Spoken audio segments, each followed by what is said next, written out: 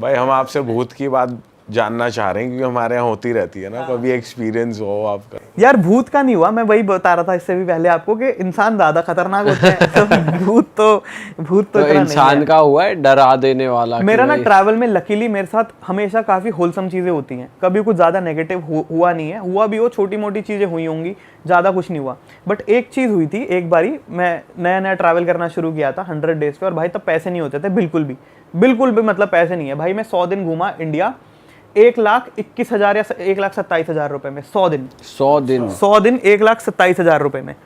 और कहाँ कहाँ जा चुके थे? नॉर्थ ईस्ट गया, फिर वहाँ से साउथ में आया, साउथ से ये वॉक वाला सीन जो बताया था इससे पहले, कावेरी वाला, देन मुंबई, देन यहाँ, देन लद्दाख में एंड किया मैंने जाके, सब कुछ इसी में 100 दिन।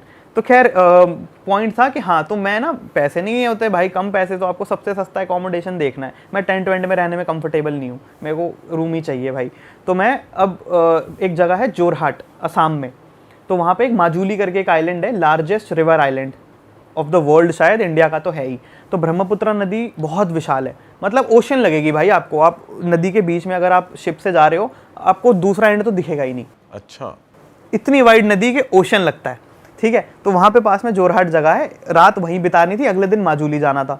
अब मैंने क्या किया, बस स्टेशन के पास में सस्ता कमरा मिल जाता है, वहीं ले लेते हैं भाई। वो इतना गंदा कमरा था ना, मतलब क्या ही, मतलब वैसा बहुत सस्ता, इतना 300 रुपये का दिया होगा शायद, मेरे को याद नहीं है अभी। तो मैं उस कमरे के अंदर अब रात मैं घुसा, मैं कहा चलो रहना तो है ही भाई।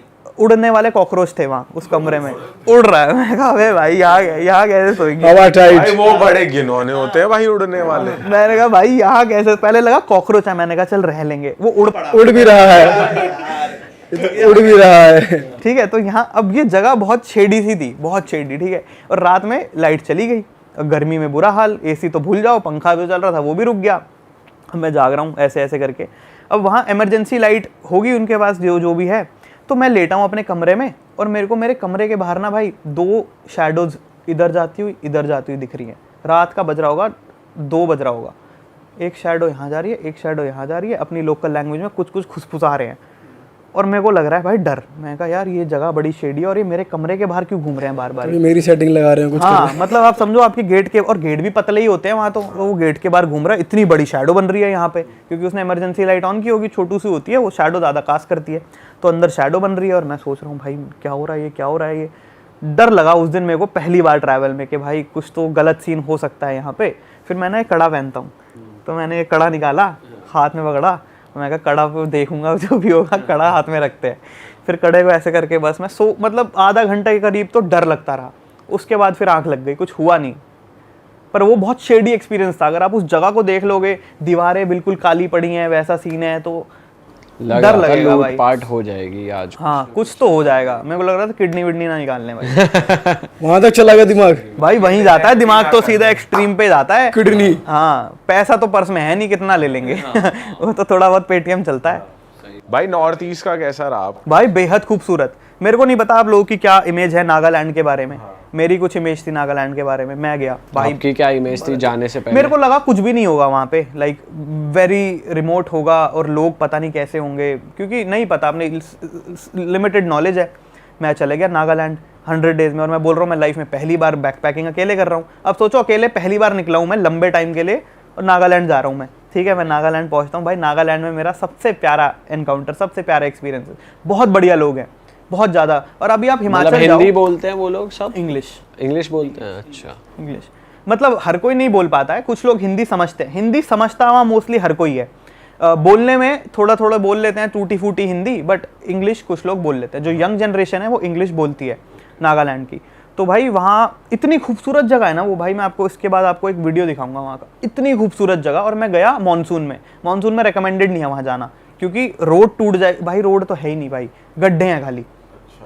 पहाड़ी एरिया ही है, बिल्कुल पहाड़ी एरिया है। वहाँ फ्लाइट्स जाती है, सब फ्लाइट जाती है, शायद दीमापुर फ्लाइट जाती होगी। मैं तो ट्रेन से, मैं तो वैसे उससे गया था ट्रेन से, शायद दीमापुर जाती है। देन दीमापुर से आपको गाड़ी रेंट करनी पड़ती है कोहिमा के लिए।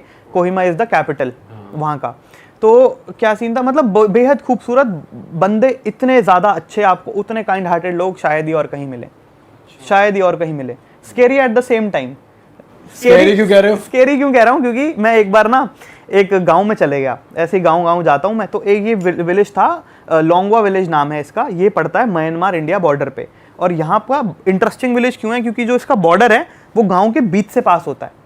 तो वहाँ पे जो गांव का अहंग बोलते हैं, किंग ऑफ द विलेज अहंग, तो मुखिया समझ लो, तो उनका घर है बड़ा सा, ठीक है, उनके घर के बीच से बॉर्डर जाता है। उनके घर की एक दीवार पे यहाँ इंडिया है, एक दीवार पे यहाँ म्यांमार है। अच्छा जी। और हाँ, और ये फैसिनेटिंग है काफ़ी कि कहते हैं कि उनकी डुअल सिटीजनशिप है, म्यांमार में भी जाते हैं वो, इंडिया में भी रहते हैं वो, वोट दोनों जगह देते हैं, which was very interesting to me कि मैं वहाँ खड़ा हूँ और मैं, अब यहाँ इतना फन इंसिडेंट होता है, मैं वहाँ पहुँचता हूँ, वहाँ ना थोड़ी सी BSF या आर्मी का कुछ तो पोस्टिंग लगी हुई थी, तो वो बस आपसे पूछते हैं कि आपका नाम लिखते हैं, फ़ोन नंबर लिखते हैं, लेते हैं, और वो पूछते हैं कि क्या करने आए हो। तो मैं घूमने आया हूँ। अब तो काफ़ी लोग घूमने जाते हैं वहाँ, तब थोड़ा कम नोन था उस समय जब मैं गया था। एक वहाँ तो भाई होटल अगेन भूल जाओ आप, कुछ भी मिलता है। मैं फेसबुक से कुछ तो कोई किसी रैंडम बंदे का नंबर निकालता हूँ, पता चलता है एक होम स्टे है वहाँ, वहाँ पर मैं अपना कमरा सामान फेंकता हूँ, आता हूँ बाहर। अभी मैं इधर था, मैं सड़क के उस पार जाके एक दुकान, बस छोटी सी 5-7 दुकानें हैं, मैं उस दुकान में जाके मैगी खा लेता हूँ। खाने में क्या है, तो पैसा भी बड़ा कम है भाई, क्या खाएं, मैगी चाय पी लेते हैं। तो मैगी खा रहा होता हूँ, मैं बड़ा क्यूरियस हूँ भाई, म्यांमार जाना है। तो मैं खाते खाते दुकान वाले से पूछता हूँ कि भैया म्यांमार कहाँ पड़ेगा। वो बोलता है म्यांमार में तो बैठे हो। मैं कहता हूँ क्या, तो फिर वो मेरे को बाहर निकल के दिखाता है, कहता है ये जो रोड है ये बॉर्डर है, तो इस साइड आप खा रहे हो ये म्यांमार है, इस साइड इंडिया है। ऐसा सीन है भाई वहाँ पे। मैगी खाने म्यांमार चलेगा, मैगी खाने म्यांमार चलेगा। मैगी के शौकीन लग रहे हो ऐसा? नहीं नहीं नहीं, इंटरनेशनली सही ट्रैवल कर लिया आपने गली पार करते ही। मतलब मैगी खाने भी बाहर चला जाए तो इंडिया गए। भाई क्रेजी था वो, मैं कहा ये तो सही है। और वहाँ वाई वाई चलती है, मैगी भी नहीं चलती, वाई वाई वाई वाई ज्यादा चलती है उधर। पर खैर अब क्या होता है, मेरे को पता चलता है कि मैं जिस गाँव में घूम रहा हूँ ना, बाद में पता चलता है, मैं बिना रिसर्च के पहुंच जाता हूँ कहीं भी, मेरे को नहीं पता होता इतना, थोड़ी बहुत जानकारी रहती है बस। तो मैं बाद में पता चलता है कि भाई ये गाँव है फियरसम कोन्याक ट्राइब का। अब नागालैंड में बहुत सारे ट्राइब्स हैं, आई थिंक 16 है। पहले तो मेरे को सबके नाम भी पता थे, 16 के, क्योंकि मैं नागालैंड में 1 महीना बिताया हूँ, 1 महीना रहा था मैं नागालैंड, बट क्या अभी मैं भूल चुका हूँ नाम 16। तो 16 या 17 ट्राइब्स हैं, जिसमें से कोन्याक ट्राइब है, is the most fearsome tribe. वहाँ के लोगों पे वो लोग हेड हंटर्स होते थे। हेड हंटर, अब आप जो समझ रहे हो, हेड काट दिया, धड़ से अलग। तो वहाँ जो भी, वहाँ ना ये प्राइड की बात थी। तो आपने वेपन्स वगैरह भी उनके कुछ हैं? हाँ, अभी सुनते जाओ। अभी तो क्या है, वो बहुत प्राइड की बात है कि अगर 2 ग्रुप्स के बीच में हो गया फाइट, तो वो क्या करते थे, बैटल है, सीधा गला कटेगा, और जो जीतता था, जिसने गला काटा है, उसके फेस पे टैटू होगा। तो जिसके अब जितने ज्यादा टैटूज हैं वो उतना ज्यादा काटे हुए हैं। हाँ, और वो लड़कियों में उतना पॉपुलर है, गांव में उसकी रिस्पेक्ट उतनी है, लड़कियों में हाइप है उसकी। बिल्कुल है भाई, और क्या। हाँ, इज्जत की बात है। ये ऐसा पहले होता था। मैंने सुना है 1965 तक होता था, इंडिपेंडेंस के बाद भी, बट फिर लॉ लाया गया, इसको पूरी तरह से बैन किया गया। अब हेड हंटिंग वहाँ प्रैक्टिस नहीं होती है, बट आप अभी भी चले जाओ तो आपको कुछ बूढ़े हेड हंटर्स मिल जाएंगे, जो तब तो जवान थे मगर अब वो बूढ़े हो चुके हैं। तो मैं वैसे हेड हंटर से भी मिला, उनके फेस पे पूरे टैटू होते हैं भाई, और स्कल तो नहीं, बट वो वहाँ का ना अलग कुछ तो है, वो मिथुन करके होता है वहाँ, शायद एक भैंस का कुछ वेरिएंट है शायद मिथुन, तो उसके बड़े बड़े सींग रहते हैं घर के बाहर। तो आप जाओगे तो उनके जो हट्स होती हैं, घर होते हैं, उसके बाहर मिथुन के सींग्स हैं, ऐसे सींग लगाए हुए हैं। और ऐसा भी है जिसके जितने ज्यादा सींग उसकी उतनी ज्यादा टॉर गाँव में, ऐसा सीन है उधर। भाई ये तो भाई इंडिया के बारे में पहली बार हमें पता चल रहा है, हमें भी नहीं पता था भाई। जब आपने इंटरेक्ट करा उनसे तो फिर क्या बातें करी आपने? उनसे तो नहीं, वो उनको तो बिल्कुल नहीं आती, हिंदी नहीं आती, इंग्लिश नहीं आती। करते एक बूढ़े से बात की जिसके टैटू थे, उनसे आपने बात नहीं करी? उनसे क्या था, वो ट्रांसलेटर, एक लड़का विलेज का मैंने बोल दिया था, मैंने कहा भाई इनसे थोड़ा पूछ लो थोड़ा सा, तो मैं उसको बताता था, वो उसको उनको बताते थे। उन्होंने शायद 10 सर काटे थे भाई। अरे बाप रे, 10 सर काटे थे हेड हंटर्स भाई। लेकिन जब ये लोकल ट्राइब्स, इनका आउटफिट अभी भी ट्रेडिशनल ट्राइब वाला है? नहीं, अब तो नहीं होता, ट्रेडिशनल तो नहीं है, बट ऑब्वियसली वो प्रिजर्व करते हैं। फेस्टिवल्स होते हैं नागालैंड में, बहुत बड़ा फेस्टिवल होता है, क्या बोलते हैं उसको, मैं एक तो मेमोरी इतनी पुअर है, 1 दिसंबर से 10 दिसंबर होता है हॉर्नबिल फेस्टिवल। तो अगर आपको नागालैंड एक्सपीरियंस करना है तो आप हॉर्नबिल देखने जा सकते हो, बढ़िया फेस्टिवल होता है, बहुत स्नो भी होती है नागालैंड में? नहीं, स्नो तो नहीं होती है, कुछ एक आधी पीक है जहाँ पे स्नो थोड़ी सी मिल जाएगी, बट स्नो नहीं पड़ती। आप वैसे भाई इतने लोकलों से मिलो, कभी लफड़ा नहीं हुआ? कभी भाई बदतमीजी? भाई मेरा तो प्यार मोहब्बत हो जाता है। अच्छा, कभी किसी को कोई बुरी चीज लग जाती है ना, अनजाने में भी कुछ कर दिया और वो भड़क गया आदमी, ऐसा हो जाता है लोकलों में? कभी हुआ है? भाई मैं बताता हूँ, मैं जब सोलो ट्रैवल करता हूँ ना तो मैं हूँ अलग तरह का आदमी। जब मैं होता हूँ घर पे या दोस्तों के साथ तो मैं हूँ अलग तरह का आदमी, वो चेंज आ जाता है। अब मेरी हो गई लफड़े की बात है, किसी को पता नहीं है, मेरी हो गई लफड़ा गोवा में। अच्छा। हाँ, सोलो थे आप? नहीं, सोलो होता तो नहीं होता लफड़ा। सोलो होता तो चांस ही नहीं हो जाए लफड़ा, ठीक है। मैं था दोस्तों के साथ और हम गए थे एक दोस्त की शादी में, अभी की बात है, 3-4 महीने पहले की होगी भाई।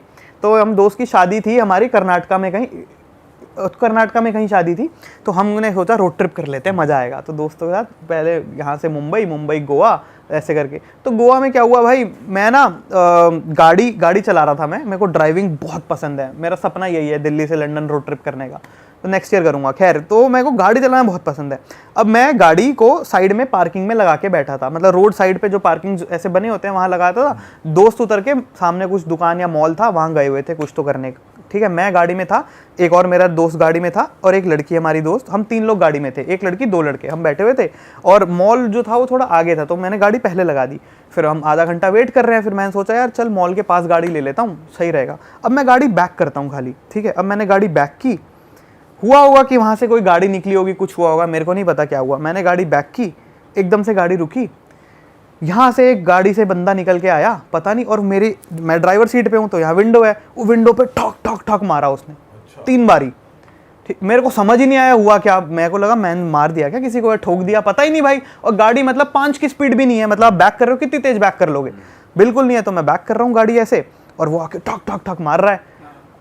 मैं अभी काम हूँ मैं एकदम, मैंने ना शीशा डाउन किया, आधा शीशा डाउन किया, मैं पूछ रहा हूँ क्या हो गया ऐसे करके। वो चिल्ला रहा है बिल्कुल एकदम, मतलब जैसे फटने को हो रहा है, ऐसे चिल्ला रहा है, तो कर रहा है। मेरे को समझ नहीं आ रही भाई हो क्या रहा है, और वो गाली वाली भी दे रहा है, कुछ तो कर रहा है, मेरे को समझ नहीं आया बात कर रहा है यार, वो समझ नहीं आया। अब वो उस समय माहौल ऐसा था, मेरे को पता ही नहीं क्या, मेरे को पता है मेरे पे चिल्ला बहुत ज्यादा रहा है, कुछ गंदी बातें कह रहा है लेकिन समझ नहीं आ रहा। हाँ, कुछ तो कर रहा है, ये मेरे को समझ नहीं आ रहा, ठीक है। और वो ऐसा शीशा फोड़ रहा है, जैसे शीशा फोड़ देगा ऐसा कर रहा है, ठीक है। तो भाई मैंने शीशा डाउन किया, अब पारा तो चढ़ता ही है, सामने वाला पे बेमतलब में चिल्ला रहा है। मैं कहा अभी भी काम रहेंगे भाई। क्या होता है यार, एक यूट्यूबर का बहुत बड़ी इशू है, हमारी गलती कोई ना हो, मैं कह रहा हूँ हमारी कोई गलती ना हो, सामने वाला हमें 10 गाली दे रहा हो, आपने एक दे दी ना, आपका वीडियो बनेगा, आप जाओगे भाई ये लड़का ऐसा है। सही बात है। ये बहुत गलत चीज होती है कि हम भाई नॉर्मल इंसान ही तो है यार, अब सामने वाला बदतमीजी करेगा, आप क्या करोगे, ठीक है। तो क्या हुआ, अब मैं काम हूँ अभी भी, वो फोड़ रहा है, गाली दे रहा है। मैं कहा बाहर निकल के बात करते हैं कि हुआ क्या, मैंने ठोक दी तो बात करते हैं। मैंने अपना गेट खोला, आधा गेट खोला भाई, उसने मेरे गेट पे लात मार दी और गेट हो गया बंद तेजी से, और मेरी सनक गई, मैं फ्लिप, मतलब मैं ऐसा कभी नहीं होता मेरे साथ। मैंने चाबी निकाली, मैं बाहर गया और मैंने उसको जाके ऐसे पुश भी नहीं किया, मैंने एकदम मुंह टू फेस नहीं हो जाते आप, लाइक क्या है ऐसा, वो भी चिल्ला रहा है, मैं भी चिल्ला रहा हूँ, वो बोल रहा है कि अक्ल नहीं है आपको, ये नहीं है वो नहीं है।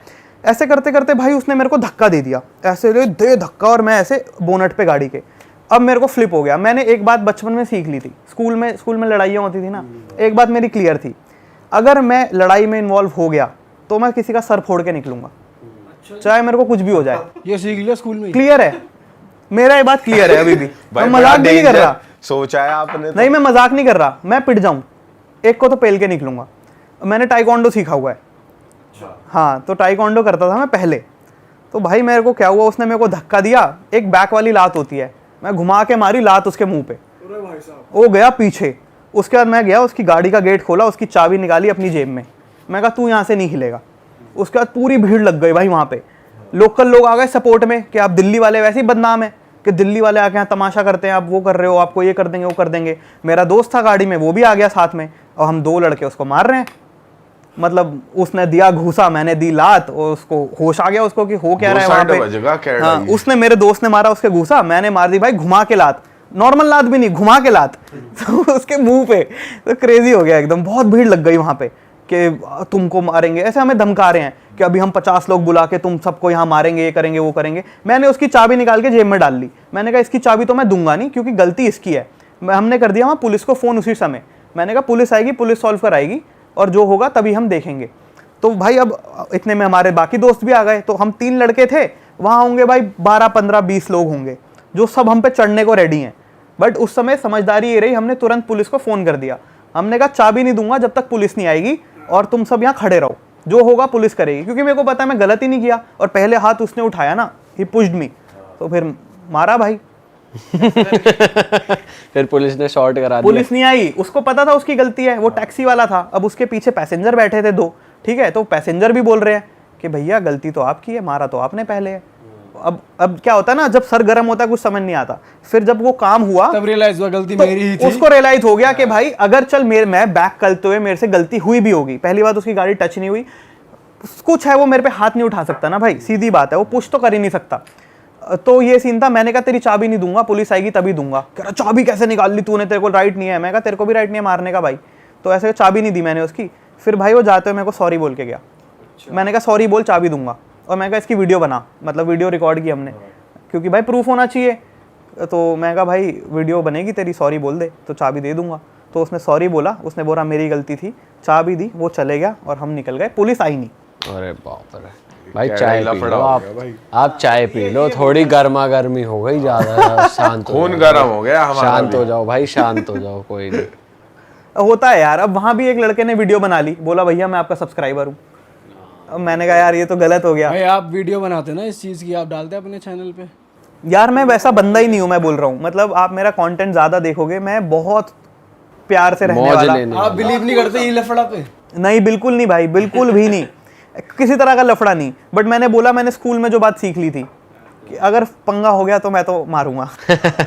भाई ऐसे ही आप एक बार सैंड माफिया के हत्थे चढ़ गए थे, वो क्या हुआ था जरा? तो देखो ऐसी जगहों पे अब गर्मा गर्मी नहीं चलती। आपको पता है कि आदमी की 3 इंस्टिंक्ट होती है, फ्राइट, फ्लाइट, फ्लाइट, ऐसा कुछ होता है, 3 F होते हैं। तो क्या होता है, एक जगह जहाँ पे आपको पता है कि आप उसको दबा लोगे बातों से, आप वो करते हो। एक जगह जहाँ आपको पता है आप हाथ पांव चला के दबा लोगे, आप वो करते हो। एक जगह जहाँ कुछ नहीं चलता, आपको पता है भाग जाने में ही भलाई है। तो आदमी को पता होता है हर सिचुएशन में। तो मैं बोल रहा हूँ कि गर्मा गर्मी हो गई तो हाथ चलाने वाली बात है, बट वो जगह होती तो मैं गया था यमुना जी के नीचे। वहाँ टाइकोंडो काम नहीं आता, घुमा के लाकर सीधी लात। वहाँ कुछ नहीं आता काम। तो क्या हुआ, मैं इस वाली जर्नी पे था मेलेडीज ऑफ इंडिया की। अगेन मैं उन भैया को थोड़े दिन के लिए ज्वाइन किया था वॉक में। इस बार वो यमुना जी के किनारे चल रहे थे पैदल। तो अब हम यमुना जी के किनारे चल रहे हैं। अब खेतों, मतलब नदी साथ में ही है, हम जा रहे हैं भाई उस लैंड से। बिल्कुल सुनसान, ठीक है, दूर दूर तक कोई नहीं, देखने में ही कोई नहीं आ रहा। हम दोनों चल रहे हैं। एकदम से भैया रुकते हैं, मेरे को बोलते हैं अपना फ़ोन छुपा लो। तो क्या हो गया, ठीक है बोल रहे हैं, क्योंकि मैं फ़ोन से वीडियोस बनाता हूँ। मैं ठीक है भाई, मैं फ़ोन छुपा लेता हूँ, मैं डालता हूँ फ़ोन जेब में। भाई मैं 5-4 कदम आगे लेता हूँ, पायरेट्स ऑफ द कैरिबियन वाला सीन। मतलब नदी अब तक जो मैं बोल रहा हूँ सुनसान थी भाई, लगी होंगी 50-60 बोट्स उस पर चल रहे हैं, आदमी काम कर रहे हैं भाई, 3-4 आदमी हर एक बोट पे। और वो सैंड माइनिंग कर रहे हैं, इलीगल ऑब्वियसली। वो सैंड माइनिंग मतलब उस नदी के नीचे से सैंड निकाल रहे हैं, ठीक है। अब वहाँ क्या होता है, भैया ने बोला फ़ोन रख लो बस और चुपचाप चलते रहो। तो अब हम जा रहे हैं। अब हम जैसे उनकी टेरिटरी में आते हैं ना, मेरे को थोड़ा तो डर लग ही रहा है, क्योंकि भाई वो सैंड माफिया है, उनको ऐसे थोड़ी बोला जाता है। पुलिस भी नहीं आती भाई, ये बात सबको पता है कि कहाँ क्या चल रहा है, नहीं इंटरवीन करते। तो भाई हमने कहा हम चुपचाप साइड से निकल जाएंगे अपना रास्ता लेते हुए, बट हमारा रास्ता वही है। तो हम चलते हुए जा रहे हैं। एक आदमी ने मेरे को आवाज़ दे के रोक लिया, ये ज़रा रुक जाओ। रुक जाते हैं भाई। क्यों रोका उसने मेरे को, एक तो वही शक्ल, नहीं लगता कि यहाँ कर क्या रहा है ये लड़का, है ना। पर वो बात छोड़ो, उन्होंने फ़ोन तो बोला था छुपाओ, मैंने फ़ोन तो छुपा लिया। मेरे बैग से इतना बड़ा ट्राइपॉड निकल रहा था बाहर। तो मैंने कहा भाई ये हमारी वीडियो बनाएगा माइनिंग करते हुए यहाँ जा लड़के। हाँ, तो मेरे को पकड़ लिया, ट्राइपॉड तो भाई निकल रहा था बैग से। तो उन्होंने पूछा कि क्या फिल्म बना रहा है तो दिखाइयो कैमरा। ऐसे नहीं थे, बहुत पोलाइट। आप क्या कर रहे हैं यहाँ पे, मतलब अपना एक्सेंट साउंड का जो होता है भाई यूपी वाला। ये बात है प्रयागराज के पास की, तो एक्सेंट आप वो इमेजिन कर लो, मैं नहीं बोल सकता वैसे। बट भाई वो बंदा ना, अब देखने में ऐसा बंदा अगर आपको वो यहाँ मिल जाए बाहर, तो आप कहोगे चल साइड हो जा, ऐसा बंदा था। क्योंकि ही इज़ वेरी फ्रेल, मतलब if he tries to dominate you, I am saying कि आप उसको इजीली ओवर पावर कर लोगे, है ना। बट भाई मैंने गैंग ऑफ वसेपुर देखी हुई है, मेरे को पता है बहुत ज़्यादा डेंजर है यहाँ पे, पता है कि ये कह के ले सकता है। बहुत ज़्यादा डेंजर है यहाँ पे। तो भाई वहाँ पे वो पूछते हैं कि आप यहाँ क्या कर रहे हो, तो उनको मैं बताता हूँ। पहले भैया बीच में बोलने लगते हैं, क्योंकि भैया शायद बेटर बोल ले, बचा ले। वो एकदम से रोकता है, कह रहा है ना तुम बताओ तुम यहाँ क्या कर रहे हो। भैया वो कहता है रुक जाओ तुम बताओ। मैं बोलता हूँ मैं सच बताता हूँ भाई, मैं बोलता हूँ हम पद यात्रा कर रहे हैं, भैया जी की पद यात्रा मैंने 3 दिन के लिए ज्वाइन किया है, और अब हम यहाँ से यमुनोत्री तक जा रहे हैं, जहाँ से यमुना जी की शुरुआत होती है। तो अच्छा, वो मेरे को देखता है ऐसे, और फिर भाई मेरा एक कड़ा पकड़ लेता है, ऐसे कड़ा ऐसे पकड़ लिया ऐसे, और कहता है आजा मेरे साथ। और भाई वो खींच रहा है मेरे को, ठीक है। और वहाँ भाई इतने लोग, 100 से ज़्यादा लोग हैं भाई वहाँ पे, ठीक है, आप कुछ नहीं कर सकते। ऐसे करके यमुना जी की तरफ लेके जा रहा है, दिल मार आ रहा भाई, अब तो गेम ओवर हो गई ऐसा लग रहा है, ठीक है। फिर वहाँ पे भाई क्या होता है, एक बोट थी, मेरे को लगा है बोट में ले जाएगा भाई अब तो, पर वहाँ पे ना बोट के साइड में वो ज़मीन पे हमें कहता है बैठ जाओ, एक दरी बिछी होती है, दरी पे एक साइड होते हैं इतने सारे समोसे, एक साइड इतनी सारी जलेबी, और बीच में एक बड़ी मूंछों वाला आदमी बैठा होता है। वो हमें वहाँ बिठाते हैं दरी पे, हमें देते हैं 2 समोसे, 2 जलेबी। वो कहते हैं तुम इतने टाइम से पदयात्रा यहाँ पैदल चल रहे हो, आसपास तो कुछ नहीं मिला होगा खाने के लिए, भूखे प्यासे हो गए, अच्छे से खाना खा के जाओ। भाई वो हमें खाना खिलाते हैं, उसके बाद रास्ते के लिए पैक, हम कहते हैं बस हो गया महाराज जी काफ़ी है, नहीं, वो रास्ते के लिए हमें 4 समोसे बांध के देते हैं कि आगे फिर कुछ नहीं मिलेगा, and you guys are walking, samosa लो और जाओ। और उसके बाद ये भी बोलते हैं कि आगे अब कोई दिक्कत नहीं आएगी तुम्हें, कोई नहीं कुछ कहेगा, आप आराम से निकल जाइए। और फिर हम वहाँ से आराम से, यार आपके साथ तो यहाँ भी अच्छा ही हो गया भाई, मैं वरना तो मैं यमुना जी के नीचे होना था। हो जाता है सोचो बोट में कहीं ले जाते हैं भाई, उनका कोई गलत मोटिव था नहीं वैसे, मतलब बिल्कुल नहीं था, वो तो हमारी वो थी कि भाई डेंजर है मामला, तो उनको अगर लगेगा कि आप वीडियो बना, एक लड़का ना आगे जाके मिलता है मेरे को, कहता है भैया वीडियो बनाते हो, हमारी वीडियो बनाओ ना, हमारी वीडियो बनाओ ना, ऐसा करके घूम रहा था। मतलब बेसिकली मेरे को टेस्ट कर रहा था कि अगर मैं एक्चुअली वीडियो बना रहा होता तो पकड़ लेना था उसने मेरे को, या मेरा फ़ोन तो फेंक ही देना था। अच्छा हाँ, पर मैंने कहा नहीं भैया, हम तो वीडियो नहीं बना रहे, हम तो बस जा रहे हैं, ऐसा करके, तो उसकी वीडियो नहीं बनाई मैंने। तो बहुत क्रेजी एनकाउंटर है, मतलब ये तो भाई कड़े में हाथ देके लेके चलो, यही अपने आप में ये बहुत तगड़ा स्टाइल है, और यही में भाई का वेपन है। हाँ। वेपन ही पकड़ लिया, यही पकड़ लिया भाई, डेंजरस था वो वाला। चाय पी लो, बट होलसम हो जाता है यार उसके आगे भी ना, उसके आगे भी हमें, उसके आगे फिर हमें कोई चलते हुए नदी किनारे एक पंडित जी मिल गए, वो बोले आप पदयात्रा कर रहे हो, आओ हमारे साथ, आपको एक मंदिर दिखाएंगे। भाई क्या मंदिर देखा वो हमने भाई, वो कोई मशहूर मंदिर नहीं है, बट हम वहाँ गए ना, ऐसा केव जैसा सिस्टम था, और वहाँ शिवलिंग थे, और शिवलिंग पे बूंद बूंद पानी पड़ रहा था, और शिवलिंग के ऊपर ना ऐसा गड्ढा हुआ था। सो यू कैन इमेजिन, अगर पानी बूंद बूंद गिर रहा है तो कितने हज़ारों सालों से पानी गिर रहा होगा कि शिवलिंग पे गड्ढा हो चुका है। कितना पुराना मंदिर था वो देखा, फिर उन्होंने खाना खिलाया, फिर वो वापस छोड़ा। काफ़ी सारी चीज़ें होती हैं वॉक पे। भाई सही ट्रैवल कर रहे हो, मतलब लाइफ बढ़िया चल रही है आपकी, मजा आ रहा है आपको? भाई लाइफ मेरी बेस्ट लाइफ भाई है। लोग वैसे इतना सोचते नहीं है इंडिया में ट्रैवल कर लें इतना और यात्रा कर यार लें। मेरे को तो अच्छा लगता है, मेरे को अलग चीज़ यार, ये मेरा वो नहीं है ना, मेरे को है कि नई चीज़ें एक्सप्लोर करना है। मेरा बहुत लिमिटेड सर्कल हुआ करता था, सोच का दायरा सबका बहुत लिमिटेड होता है, तो मेरे को है कि मेरे को ना आगे जाके फिल्म्स बनानी है, जैसा मैं बताता हूँ। तो फिल्म्स में नई कहानियाँ कहाँ से आएंगी, नए किरदार कहाँ से आएंगे, नए किस्से कैसे होंगे। जब मैं कुछ शायद नया एक्सपीरियंस कर लूँगा तो मेरी स्टोरीज भी विविड होंगी। तो इसलिए मेरा तो मोटिवेशन थोड़ा ऐसा रहता है। बट भाई अगर मैं आपसे पूछूं कि most unique place in India कौन सी लगी? जूकू वैली, नागालैंड, जहाँ पर हेड हंटर्स थे। नहीं, वो तो लोंगवा विलेज है। जूकू वैली बहुत सुंदर है, और मैं यही बोलूँगा जो जाना चाहता है मॉनसून में जाओ। मॉनसून में बिल्कुल रिकमेंडेड नहीं है, पर मैं कहूँगा तब जाओ, आपको इतनी सुंदरता दिखेगी ना। वो क्या लद्दाख से भी सुंदर है ऐसा कुछ है? वो ग्रीन है भाई पूरा, ऐसे वेव्स में ऐसा वैली है पूरी ऐसा आपको दिखती है, बहुत सुंदर दिखती है। वैसा कुछ नहीं देखा होगा, पक्की बात है। लद्दाख तो फिर बैरन लैंड है, उसका अपना अलग चार्म है। इस जगह का फुल ग्रीन, इससे ज़्यादा ग्रीनरी नहीं देखी होगी कहीं, इतना ग्रीन। तो वहाँ पे फिर एनिमल्स भी फुल पावर ऐसा थ्रेट रहता है, एनिमल्स, स्नेक्स और इन सब एक जोक चलता है नागालैंड में ना, लोगों का क्यूजीन में वो सब कुछ खाते हैं, सब कुछ खाते हैं। मैं वहाँ की मार्केट गया, आप सोचो क्या क्या मिल रहा होगा मार्केट में। हमने सुना है डॉग्स वगैरह भी स्नेल, मिलते हैं वहाँ, फ्रॉग्स, चूहे, कुत्ते, चूहे भी, कुत्ते, सब। भाई ये डाइजेस्ट कैसे कर रहे हैं लोग वहाँ के? खाते हैं भाई। एक बार क्या हुआ, मैं एक होम स्टे में रुका था, वहाँ पे ना चूहा आ गया किचन में। आंटी ने पकड़ लिया जो होम स्टे वाली थी, मेरे से मजाक कर रही थी वो, मेरे से मजाक में बोलती है अब इस चूहे की चटनी बना के खिलाती हूँ तुम्हें। मैं कहा भाई साहब, भाई तुमसे ही तो मजाक करा, उनको तो डिनर सेट हो गया। पता नहीं भाई, चले तुम्हें नहीं मिली, उन्होंने तो कर दिया काम चटनी। बट लोग भाई बहुत बढ़िया है। तो वहाँ पर ये भी मैंने सुना है, जब जैसे आप कुत्ता होता है ना, आपने कुत्ता पाला है पर वो बूढ़ा हो गया है, तो उसको मार देते हैं भाई और खा लेते हैं। ये क्या मतलब हर कोई करता है, ये ऐसा कुछ है? मैंने सुना है। तो मैं जब जूकू वैली गया था तो वहाँ पे क्या था, 1-2 कुत्ते ऊपर घूम रहे थे, काफी ऐसे बूढ़े हो जाते हैं कुत्ते। यार ये तो बहुत गलत है यार। तो कोई बता रहा था कि अब इसको मार देंगे। बट आपने क्या खाया वहाँ पे? वेजिटेरियन? आप वेजिटेरियन हो? नहीं भाई, वेजिटेरियन होता तो मैं नहीं रह पाता वहाँ पे। मतलब आलू और दाल मिलता है, चावल मिलते हैं, आटा नहीं है भाई वहाँ पे। खाली चावल हैं। रोटी है ही नहीं? नहीं भाई, बिल्कुल नहीं है। और रेस्टोरेंट्स वगैरह हैं या फिर कैसा है? आप दिल्ली के बाहर निकल जाओ, ये जो 4 बड़े शहर हैं इनसे बाहर निकल जाओ भाई, कहीं कुछ नहीं है। मतलब ऑब्वियसली कोहिमा की बात करेंगे, कैपिटल सिटी, आपको कैफेज भी मिल जाएंगे, सब मिल जाएगा, वो बात नहीं है। बट आप जब थोड़ा बाहर आ जाएंगे ना, कुछ नहीं मिलेगा आपको। भाई नॉर्थ ईस्ट का फैशन भी बहुत अप है यार। बहुत बढ़िया, वहाँ ना थ्रिफ्टिंग कल्चर चलता है, सेकंड हैंड क्लोथ्स पसंद करते हैं। सही है, मैंने भी वहाँ से जैकेट खरीद ली भाई, सस्ते में जैकेट मिल जाती है, वहाँ थ्रिफ्ट मार्केट लगती है सुबह सुबह, ऐसे ही आप खरीदो। ये जापान में भी मैंने देखा थ्रिफ्टिंग कल्चर काफ़ी। हमें ही है कि यार किसी और के कपड़े उतरे हुए मैं तो नहीं पहनूंगा, बट वहाँ नहीं है ऐसा, वहाँ तो थ्रिफ्टिंग कल्चर काफ़ी है। भाई जापान का ट्रिप कैसा रहा आपका? भाई मेरी लाइफ का पहला इंटरनेशनल सोलो ट्रिप था। मैं गया 1 महीने के लिए, मेरा क्लियर है, मैंने कहा जापान जाना है, 1 हफ्ते के लिए तो जाऊँगा नहीं, 15 दिन के लिए तो जाऊँगा नहीं, मैं जाऊँगा तो 1 महीने के लिए जाऊँगा। भाई वीज़ा अप्लाई किया था 15 दिन का, क्योंकि मेरा लास्ट टाइम वीज़ा हो गया था रिजेक्ट जापान का। मेरे को लास्ट ईयर जाना था जापान, मेरा हो गया वीज़ा रिजेक्ट। मेरे को लगा इस बार भी लगे ना लगे 15 दिन का अप्लाई करता हूँ। 15 दिन का अप्लाई किया, उन्होंने मेरे को 1 महीने का वीज़ा दिया। मैं कहा ठीक है भाई, 1 महीना रहेंगे। ऐसा भी हो जाता है कि 15 दिन का अप्लाई करो, वो एक्स्ट्रा डेज का दे देंगे तुमको? हो सकता है कि वीज़ा अगर मैं 14 दिन का अप्लाई करता तो 15 दिन का मिलता, बट मैंने 15 दिन का अप्लाई किया, इसलिए उन्होंने मेरे को 30 डेज का दिया।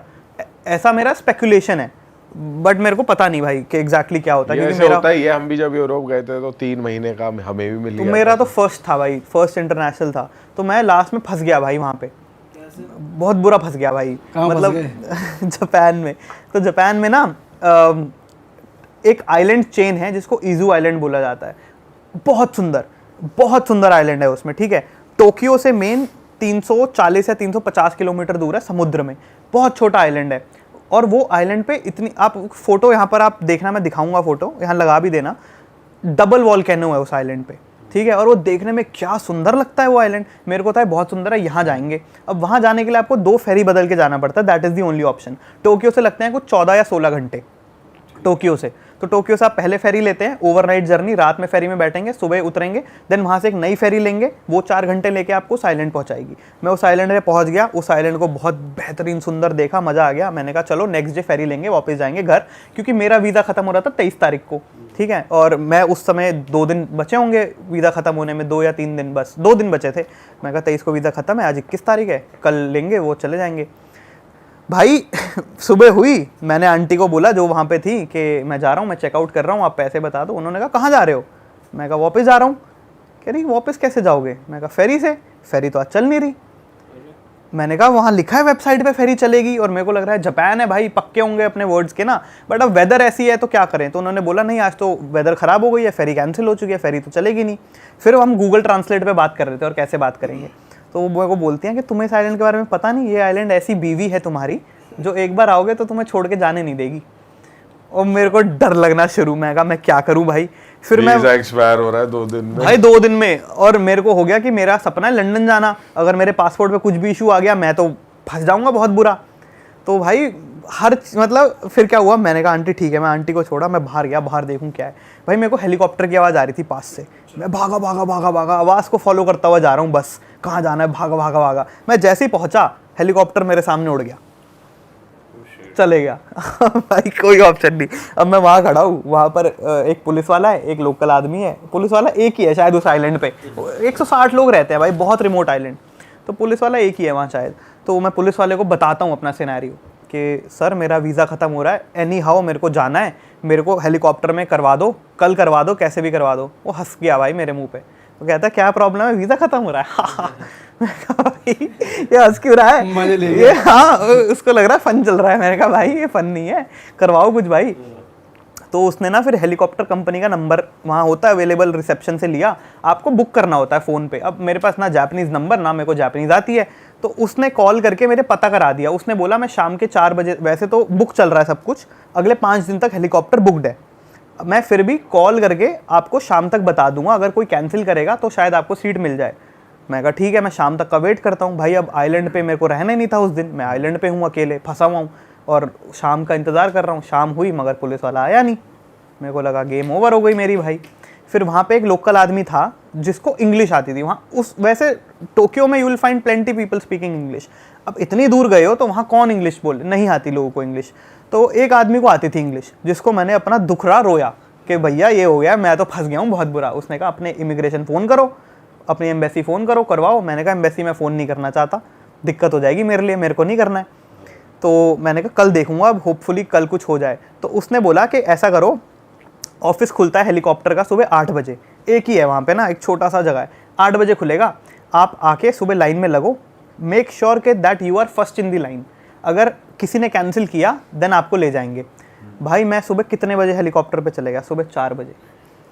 मैं कहा मेरे को जाना है भाई। मैं सुबह उठा 3:30 बजे, भाई 4 बजे मैं वहाँ पे, 8 बजे की उसमें 8 बजे मैं 4 बजे रोडीज की लाइन बना दी सबसे पहले, मैं यूं साल ले भाई वो वहाँ पर एक बेंच सी थी, मैं गया बेंच पे जाके लेट गया और मैंने वहाँ अपनी बोतल रख दी कि ये मेरा स्पॉट है कोई वो नहीं होगा। वहाँ बोतल रखी और मैं कहा अगर आँख लग जाए बाय चांस और कोई और आके खड़ा हो जाए तो दिक्कत हो जाएगी। भाई उस 4-5 घंटे में चाहे मेरे को बाथरूम आए कुछ भी आए, मैंने नहीं हिलना यहाँ से, मैं खड़ा रहूँगा। बट फिर लकीली भाई नेक्स्ट डे उसी दिन मतलब सुबह 8 बजे विंडो खुली, उसने चेक किया, एक सीट खाली थी क्योंकि किसी एक महान आदमी ने कैंसिल कर दिया था हेलीकॉप्टर। मेरे को हेलीकॉप्टर मिल गया और मैं हेलीकॉप्टर से फिर वापस आया।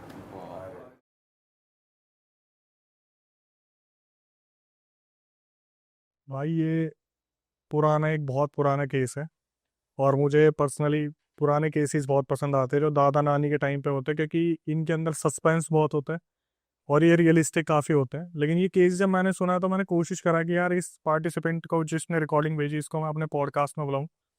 देखो बात चल रही है, लेकिन उसने ये बोला कि पॉसिबिलिटी कम है क्योंकि जो केस जिस तरीके से बताया गया वो थोड़ा सा अजीब ही था। इन्होंने बताया कि इनके जो दादा दादी थे ना वो पाकिस्तान के थे और पाकिस्तान में पहले के टाइम पे कोई एक एरिया में से भाई कोई नहर वहर निकलती होगी जहाँ पर ये लोग नहाया करते थे। खास करके जो औरतों के लिए एक होता ना रिजर्व एरिया, उस टाइम पे जो इनकी दादी हुआ करती थी तो वो दादी भी तालाब में नहाया करती थी। उनकी कुछ जो एक तरीके से जो साथी हुआ करती थी, जो लेडीज का ग्रुप, सहेलियां वगैरह। हाँ सहेलियाँ वगैरह जो थे उनका ग्रुप था, तो वो सारे तालाब में नहाने जाते थे। तो ऐसा हुआ जैसे उनका नाम हम कुछ महिमा रख लेते हैं नाम रखने के लिए, तो ऐसे ही। तो उन्होंने बताया कि जब वो नहाने जाती थी ना वहाँ पे, तो नहाते टाइम पीछे से आवाज आती थी जैसे महिमा देख, महिमा पीछे देख। तो इनकी दादी ने 1-2 बार तो पीछे पलट के देखा, उसके बाद वो रिस्पॉन्स नहीं देती थी, अपने नहाते थे और फिर ये अपने घर आ जाते थे। तो 1-2 बार ऐसा हुआ तो इन्होंने अपनी फ्रेंड से डिस्कस करा कि भाई मैं जब भी वहां जाती हूँ ना मुझे ऐसा लगता है जैसे पीछे से कोई आवाज दे रहा है और ऐसा लगता है जैसे कोई तो है जो वहां पर देख रहा है। लेकिन वो एक ऐसा एरिया था जहां पर होता है ना कि ऑलरेडी डिवाइडेड है कि इस एरिया में आप लोग नहीं जाओगे, मतलब मर्द जात जाना मना है या फिर आदमी लोग वहां जाने मना है। वहां पर जैसे पुराने टाइम में राजस्थान में रानियां नहाया करती थी, जैसे एक नीम राणा की बावड़ी है, वो सिर्फ इसलिए जानी जाती है क्योंकि वहां पर सिर्फ रानियां नहाया करती थी। तो इसी तरीके का वो एरिया था जो नहर के साइड वहां निकला करता था। तो इस टाइम पे हुआ क्या, जैसे वो आवाज आती थी तो इनकी इनकी जो दादी थी वो पीछे मुड़ के देख लेती थी और अपनी दोस्त को उन्होंने बताया कि यार मेरे साथ ऐसा होता है कि पीछे से आवाज आती है और कोई होता नहीं है। इनकी फ्रेंड ने भी इस चीज को देखा लेकिन आवाज उन्हें नहीं आती थी। तो इन्होंने क्या करा, महिमा ने अपने घर पे बताना शुरू करा कि ऐसे ऐसे मेरे साथ तालाब के वहां पे हो रहा है कि मुझे कोई ना कोई मर्द जो है आवाज देता और ना ही कोई होता, ना ही वो आवाज किसी और को सुनाई देती। तो उस टाइम पे क्या था, पार्टीशन का टाइम चल रहा था और बहुत ज्यादा देशों में हड़कंप मच रहा था। तो ये समझ नहीं आया कि किससे बात करे किससे बात ना करे, मौलवी से बात करे ना करे। तो इन्होंने क्या करा, एक दाई माँ थी जो उस टाइम पर बहुत ज्यादा इन सब चीजों में थी कि बच्चे को भी जन्म दिलवाने वाला सीन है, फिर वो बच्चे की रक्षा के लिए ताबीज भी दिया करती थी उस टाइम पे। तो इन्होंने एक दाई माँ को बुलाया। भाई उस दाई माँ ने इन्हें ना एक बहुत गलत सी सीख दे दी। इन्होंने बोला, जो दाई माँ आई उन्होंने बोला बेटा वहीं माँ एक बात बताओ, जब आपको आवाज आती है तो क्या आपने पलट के कभी पूछने की कोशिश की है कौन है कौन नहीं है, या आपने कभी जाने की कोशिश की है कि उधर से आवाज आ रही है तो मैं जाके देखूं। भाई इन्होंने क्या करा, उस दाई माँ की जो बात थी ना वो मान ली। इनसे गलती यही हुई कि इन्होंने क्या करा, उन दाई माँ की बात मान ली कि मेरे को एक बार पूछना चाहिए, जाके देखना चाहिए। जब अगली बार आवाज आएगी तो फिर जाके पूछे। मैं देखूंगी, मैं अपने दोस्तों को नहीं देखूंगी उधर, जब दोस्त वगैरह जो नहा रही मैं चल के जाऊंगी कि कौन है। ये जब नहाने जाती है तो पीछे से एकदम से आवाज आती है कि महिमा आप पीछे देखो या महिमा पीछे देख। तो ये पूछना शुरू कर देती है उसी टाइम, जैसे दिमाग में होता है ना कि आवाज आती, पूछूंगी कौन है किस तरफ है कोई, मेरे को दिखो मुझे आपसे बात करनी है। तो ये क्या करती है, अपनी दोस्तों को बिना बताए चुपचाप नहर से निकलती है और सीधा चलना शुरू कर देती है थोड़ा सा जंगल वाले एरिया में। भाई वहां पे जो बताया ना कि एक मुस्लिम सफेद कुर्ते पजामे में और बहुत ही दिखने में सुंदर, बहुत सुंदर, मतलब जैसे होता है ना कि कोई बोलते हैं, जैसे प्रेमानंद महाराज जी बोलते हैं, इतनी सारी अफसर आए हैं, तुम यहाँ पे रहते हुए लड़कियों से मोहित हो गए, तो ऊपर से कोई उतर आया तो क्या होगा। तो वो ऊपर से ही ऐसा लग रहा था कोई बहुत तगड़ी चीज उतर के आ गई, और जो दादी थी वो देखते ही एकदम से मोहित हो गई कि भाई क्या पर्सनैलिटी है यार, मतलब कोई बहुत दिखने में बहुत, लूसीफर जैसा ही आ गया। हाँ ये लगा लेते कोई काजल वाजल लगा के, कोई बहुत तगड़ा मुस्लिम सा आया है। तो इनकी दादी ने पूछना शुरू करा कि आप कौन हो, तो उसने बताना शुरू करा कि मैं यहाँ से गुजर रहा था और अक्सर मैं गुजरा करता था, लेकिन मेरी नज़र आप पे पड़ गई और मुझे आपसे बेइंतहा प्यार हो गए, तो मैं कोशिश करना चाहता हूँ कि हमारी शादी हो जाए, मैं आपके साथ रहना चाहता हूँ। तो इसने क्या करा, जैसे होता है ना कि एक तरीके से कि शर्माना कि भाई मुझे इतने अच्छे लड़के ने पसंद कर लिया, पठानी लग रहा है, कोई अफगानी टाइप का जो लग रहा है, पैसे वाला होगा तो घर वाले भी मना नहीं करेंगे। तो महिमा ने अपने दिमाग में वो चीज़ें सोचनी शुरू कर दी। इसने अपने दोस्त को आके बताया कि ऐसे ऐसे आज मैं उनसे मिल के आई हूँ, मैंने बात कर है। तो भाई इनकी दोस्त इस चीज़ पर ध्यान देते, किससे बात कर ली, किससे मिल के आ गई, कौन है कौन नहीं है।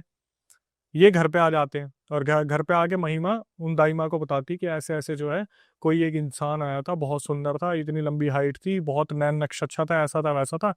तो दाई माँ एकदम से सोचने लगती है कि भाई ये तो कुछ गड़बड़ ही लग रही है। और उन दिनों क्या हुआ, वो जो पार्टीशन वाला माहौल था वो हो गया, जिसमें जो दादी थी ना बताने वाली की, वो पार्टीशन में इधर आ गई इंडिया की तरफ, और उनके मम्मी पापा उस तरफ मारे गए जब इधर आ रहे थे। तो क्या हुआ, ये अकेली पड़ गई, इनके साथ कोई इक्की दुक्की कोई रिलेटिव होगी जो बच के वहां से आ गई, और इनके मम्मी और पापा वहां पे खत्म हो गए दादी के। तो यहाँ पर उस टाइम पे आपको उस मूवी में दिखाया ना, भाग मिल्खा भाग में टेंट वेंट लगे हुए थे, इसी तरीके से पूरा माहौल था जो बताया लड़की ने कि दादी बताती थी, इसी टाइप का माहौल था। जिसमें वो होता है पैर दबाई और हाँ मतलब वो जो वहां पे एक तरीके से पूरा क्राउड टेंट में रुकवाया होता है और आवाजें लगा रही होती है कि ये गुमशुदा है, इसको ढूंढ लो, वो उसकी लाश मिली है, ऐसे कर लो। तो वहां पर उस टाइम पे क्या होता है, टेंट वगैरह लगे हुए थे और वहीं पे ठहरा रखा था। तो महिमा के दिमाग में वही दृश्य बार बार चलता है कि यार इतना अच्छा सब कुछ चल रहा था, माँ बाप भी खत्म हो गए, एक जीवन में एक लड़का मिला था वो भी ऐसे हो गया वैसे हो गया। तो ये देखती है कि जब टेंट से निकल के अपने रिलेटिव के साथ बैठ के अफसोस मना रहे होते हैं ना कि हमारे माँ बाप नहीं रहे पार्टीशन के टाइम पे, ऐसा हो गया वैसा हो गया, तो एकदम से आवाज आती है कि महिमा मैं यही हूँ, महिमा मैं भी आ गया हूँ, महिमा मैं तेरे साथ हूँ, मैं हमेशा तेरे साथ रहूंगा। ये पीछे पलट के देखती कोई भी नहीं, उस तरफ इस तरफ देखती कोई भी नहीं। इन्होंने क्या करा, जो वहां पर एक होता ना मौलवी भी कोई निकल के आ गया पार्टीशन के टाइम के यहाँ पे, तो ये जाके उनसे बात करती है कि ऐसे ऐसे मुझे आवाज सुनाई दे रही है, लास्ट टाइम वहां आवाज सुनाई दी थी, वहां पर तो मुझे कोई दिखा, लेकिन यहाँ पर मुझे कोई भी नहीं दिख रहा। तो वो मौलवी बोलते कि मैं तो कुछ कर भी नहीं सकता, क्योंकि जब से मैं यहाँ पर आया हूँ ना तो मैं 5 टाइम की नमाज पढ़ पा रहा हूँ, नहा भी नहीं पा रहा हूँ, मैं पवित्र हूँ ही नहीं, तो मैं क्या बताऊँ। पाक का पानी पड़ा है, मैं एक काम करता हूँ तुम्हें ताबीज बना के दे देता हूँ, इस ताबीज को तुम पहन लो। वो ताबीज उन्होंने पहन लिया जो महिमा थी। अब ये सीन उनके साथ रुके ही नहीं, और वो ताबीज किसी काम का था भी नहीं, क्योंकि जब आप अपना मुल्क छोड़ के यहाँ पे आ गए तो जो आप पूजा करते थे, जिनकी भी करते थे, या फिर यहाँ पे आप कर नहीं पा रहे, तो फिर वो चीजें रही भी नहीं, वो शक्ति थी भी नहीं। तो महिमा की सहानुभूति के लिए वो एक ताबीज दे दिया। और होता क्या था, रोज शाम को जब महिमा कभी बैठती थी इस वाले अपने भारत वाले देश वाले एरिया में और अपने माँ बाप को याद करा करती थी, तो पीछे से आवाज आती थी कि महिमा मैं यही हूँ, तो परेशान मत हो, मैं यही हूँ। तो इन्होंने फिर जाके मौलवी से बात करी कि वो तो इंसान मुझे दिखने लग रहा है। तो वो मौलवी क्या होता है, बोलते हैं कि भाई देखो मैं नहीं कर सकता इस चीज़ का सॉल्यूशन, आप किसी से बात करो जो यहीं के हों, उनसे बताओ। तो इन्होंने अपने रिलेटिव को बताया, रिलेटिव ने किसी से बात करी, मौलवी ने कहीं से किसी से बातचीत करी कि भाई इनका सॉल्यूशन वगैरह कराओ। तो यहाँ का कोई जो जाने पहचाने थे, जो नामी गिरामी थे, उनको बुलाया गया कि इस लड़की के साथ दिक्कत है। अब दिक्कत देखो तीन, एक तो पार्टीशन से आ रखी है, दूसरा माँ बाप नहीं रहे, तीसरा ये चीज पीछे है, क्या है दिख नहीं रही। तो वो जो यहाँ के नामी गिरामी आते हैं वो तो आते ही बता देते कि जिन चल रहा है इसके साथ, एक जिन है जो वहां से निकला करता था। और इससे सबसे बड़ी गलती हुई यही कि हम चीजों को फिर भी ठीक कर सकते थे, लेकिन इसने उससे पूछ लिया कि कौन है। अगर ये बात नहीं करती तो एक टाइप से इग्नोरेंस होता है, अगर आप उन चीजों को एक्सेप्ट कर लोगे तो वो आपके साथ चलने लग जाती है। तो वो जिन है जो चल के आ गया। अब इनसे बोला गया कि भाई क्या चाहता है वो जिन, तो उन्होंने बोला मैं तो जब उतारा करूंगा तभी पता चलेगा जिन क्या चाहते हैं। तो इन्होंने उतारा करना शुरू करा तो वो जिन इनकी बॉडी में आ गया। अब पूछना शुरू करा आप क्या चाहते हो, तो उसने सीधा बोल दिया मैं इस लड़की को बहुत ज्यादा प्यार करता हूँ और आप कुछ भी कर लो मैं इसे छोड़ के नहीं जाऊंगा। तो भाई अब थोड़ी सी दिक्कत तो हुई कि यार क्या एंटिटी है, समझने में टाइम लगेगा, क्योंकि उसकी तो एक ही जिद थी कि मैं इसको लेके जाऊंगा, मैं इसको लेके जाऊंगा, मैं इसको लेके जाऊंगा। अब जैसे हम हर इंसिडेंट बताते हैं तो उसमें ये तो हर जगह ही आता है कि मैं इसे लेके जाऊंगा, मैं इसे लेके जाऊंगा। इस इंसिडेंट में कुछ खास था जो मुझे पता चला कि जब बहुत देर तक उतारा करने की कोशिश करी ना कि भाई निकल जा निकल जा निकल जा, क्यों जिंदगी खराब कर रहा है, इसके माँ बाप वैसे ही नहीं रहे और तू इसके पीछे पड़ रहा है।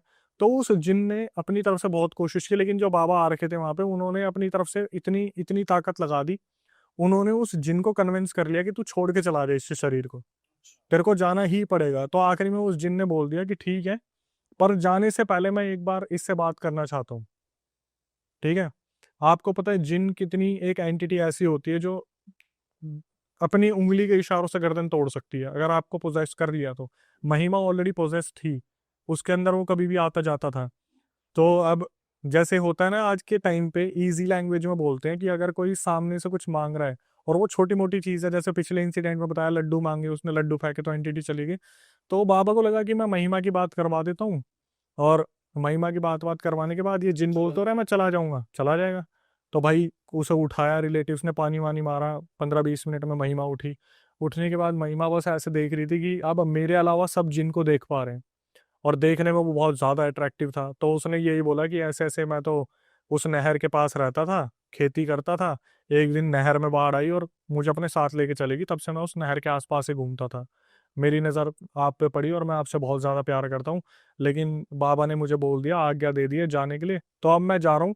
लेकिन मैं आपके पास अपनी एक निशानी छोड़ के जा रहा हूँ और 1 महीने बाद आपको वो चीज़ पता चल जाएगी।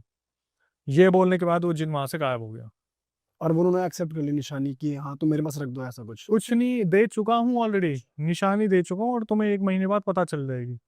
अब यहाँ पे सारे घबरा गए, बाबा भी घबरा गए, यार वचन तो ले लिए कि कभी नहीं आऊंगा। अब एंटिटी कोई भी हो भाई, अगर उससे वचन ले लिए ना, जैसे आप जिन में बोलते हैं आप कुरान को मानते हो या फिर आप नमाज पढ़ने वाले रिचुअल्स को मानते हो, अगर आपने आपने वचन ले लिया कि भाई इनकी आप कसम खा लो या इनकी आप जो है अपनी दुआ ले लो कि आप दोबारा नहीं आओगे, तो उस जिन ने दुआ ले ली लेकिन एक निशानी दे दी। क्या निशानी ये नहीं पता। एग्जैक्ट 1 महीने बाद पता चला इनकी जो दादी है, जिन्होंने मुझे पूरा रियल इंसिडेंट भेजा है, कि वो पेट से हो गई। कैसे हुई क्या नहीं पता, उन्होंने अपना एक अंश इनके पेट में छोड़ दिया। अब भाई उस टाइम पर ना चीज़ें इतनी डेवलप नहीं हुई थी, ये उस टाइम भी ऐसे ही रह रहे थे जैसे लोग रहते हैं। अभी तो इनका फिर भी दिल्ली में घर बार है, उस टाइम पे इन्होंने बताया कि जब चीज़ें ठीक होनी शुरू हुई थी तो 1 महीने बाद वो पेट से हो गई, और उनकी उम्र ज़्यादा नहीं थी, उस टाइम पे 16-17 साल रही होंगी जब ये नहाने जाती थी। तो 1 महीने बाद जब पेट से हुई ना, तो घर वाले बहुत ज़्यादा ऐसे हो गए कि भाई क्या करें, इस चीज़ को तो हम छुपा भी नहीं सकते। तो एक कहानी रची गई कि पाकिस्तान में इसकी शादी हुई थी, हमने शादी करवा दी थी, ऐसे ऐसे हुआ था। और हाँ, जब लड़की मतलब जो महिमा की दादी है 10 साल की थी, तो पाकिस्तान में किसी से रोका भी करवा दिया था। पार्टीशन के टाइम पे वो इंसान भी आते आते वहीं मर गया था, तो रोके के टाइम के बाद वो इंसान भी चला गया। तो अब कहानी रच दी कि ऐसे ऐसे हमने पाकिस्तान में शादी करवाई थी, आते आते इनके जो थे वो वहां पे खत्म हो गए, तो ये लड़की तो पेट से है। इस लड़की जो महिमा की मतलब जो दादी है ना, बताने वाली जिनकी जो दादी है, उन्होंने एक्चुअली बर्थ दिया था उस बच्चे को, जो जिनका बच्चा था। और ये कैसे हो सकता है कि एक एंटिटी, एक मतलब एक ऐसी चीज की वजह से बंदा प्रेग्नेंट हो जाए जो चीज एग्जिस्ट नहीं करती ह्यूमन फॉर्म में? अनबिलीवेबल लगता है, लेकिन जैसे हम बात करते हैं ना तुम्बाड़ मूवी के बारे में, या किसी भी चीज के बारे में, किसी एलियन के बारे में या किसी भी चीज के बारे में, तो आप एक चीज देखोगे, अस्तित्व तो है, तभी उन सब चीजों के बारे में बात बनी गई है जो चीजें हैं। और मैं एक चीज मानता हूँ, जैसे हम हिंदू हैं, ब्राह्मण हैं, अलग अलग चीजें हैं, हम सारे हैं तो हिंदू ही, हम हिंदुइज्म को समझ सकते हैं। जो कुरान है वो हमारी नहीं है, हम समर्थन तो हर चीज को देते हैं, लेकिन ये चीज हमारी नहीं है। और उनके रिचुअल्स क्या थे क्या नहीं थे क्या हुआ, इन्होंने बताया कि महिमा तो मैंने नाम दे दिया ना, अब हम कॉमनली हिंदूज में जो देते वो देते, क्या पता उसका नाम मुस्कान हो। तो उस टाइम पे क्या हुआ, उन्होंने बर्थ दिया था, और आगे जो चीज आप सुनोगे वो है जो समझने वाली है, कि इनकी दादी ने उस बच्चे को 7 साल तक पाला अपने पास। वो बच्चा बहुत ज्यादा आकर्षित था, वो बच्चा अलग लोग मतलब जैसे लोग होते हैं उनसे बहुत अलग था। उसकी बहुत फेयर स्किन थी, उसकी आंखें बहुत होता ना हिप्नोटाइज करने वाली थी। 8 साल बाद जब जो रिलेटिव बचे हुए थे, जैसे बुआ बच गई या कोई चाची वाची बच गई, तो उन्होंने महिमा को फोर्स करा कि अब तेरे को इस बच्चे को छोड़ना पड़ेगा, क्योंकि अब तेरी शादी करवानी है, अब हम किसी को जवाब नहीं दे पाएंगे। तो इनकी जिनसे शादी करवाई थी वो एक्चुअली में इनके दादा आज भी हैं।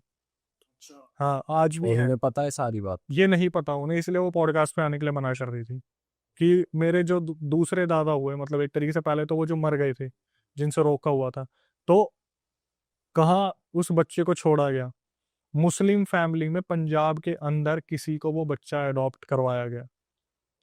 वो जो 7-8 साल का जो बच्चा था जो जिनसे हुआ था, वो बच्चा वहां पर अडॉप्ट करवाया गया। उसके बाद इनकी दादी की दूसरी शादी हुई थी जो एक आम इंसान से हुई थी।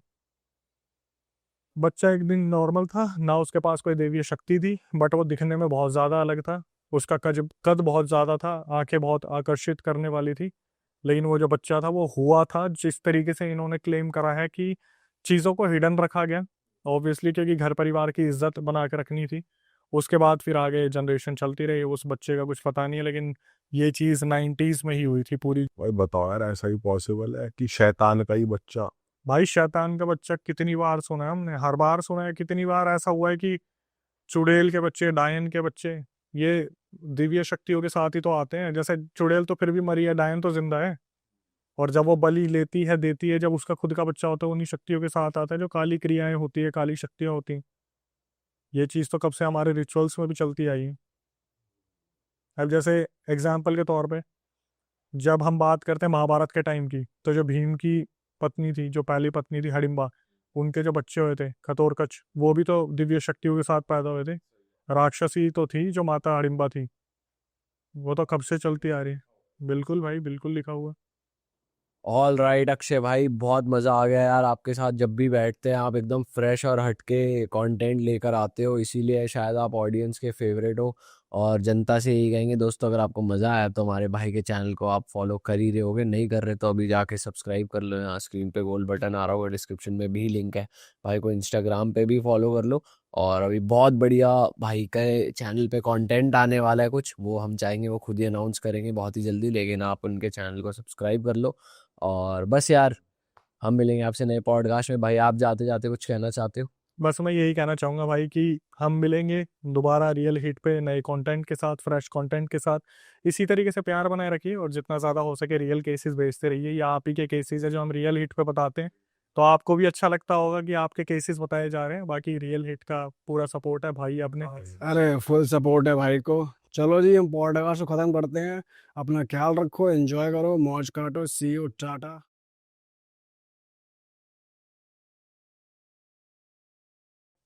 तो ये किस्सा पूरा 2001 से स्टार्ट हुआ, और जो विवेक थे उस टाइम पर मुश्किल से 4-5 साल के रहे होंगे। तो उनके जैसे जैसे वो बड़े होते रहे, उन्होंने अपने मम्मी पापा से पूछा कि क्या हुआ, हमारे इतने बुरे दिन कैसे आए, क्योंकि एक टाइम पे इनके जो दिन थे वो काफ़ी अच्छे रहे।